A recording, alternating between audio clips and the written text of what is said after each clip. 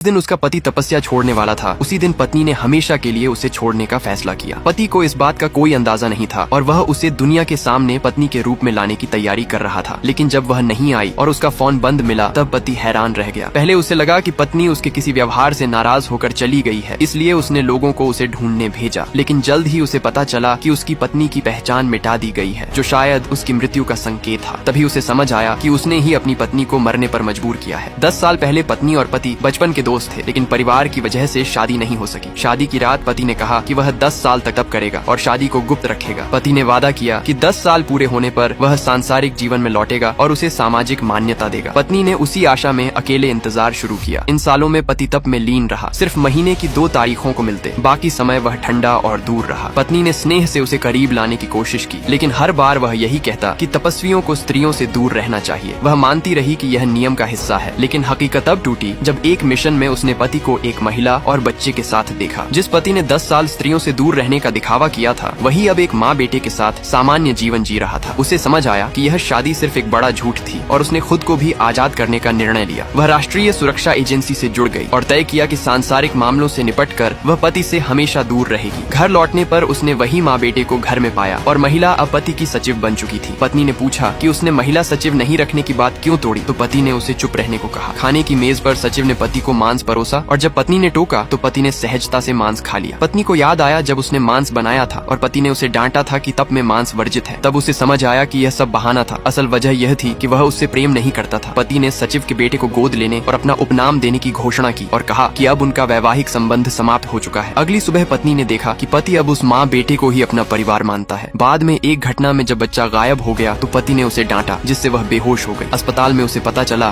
कि वह गर्भवती है। उसने पति से पूछा कि यदि यह बच्चा उसका हुआ तो क्या होगा। पति ने कहा कि वह गर्भपात करा ले, क्योंकि अब उसके पास एक बेटा है और एक ही बच्चा काफी है। टूटे दिल के साथ उसने गर्भपात करा लिया और इस रिश्ते से अपना मन पूरी तरह हटा लिया। वह दिन आ गया जब उसे जाना था और वही दिन पति का संन्यास त्याग समारोह था। वह मंदिर पहुंची जहां उनका रिश्ता शुरू हुआ था और वहां दीपों पर लिखा था कि वह हर महीने कर्तव्य निभाता रहा है। उसे समझ आया कि वह सिर्फ दिखावा था और यह विवाह बस एक पर्दा था। उसने प्रेम को त्याग दिया और अपने जीवन को देश की सेवा में लगा दिया। जब पति ने समारोह में उसका हाथ पकड़ने की कोशिश की तो पता चला वह जा चुकी थी।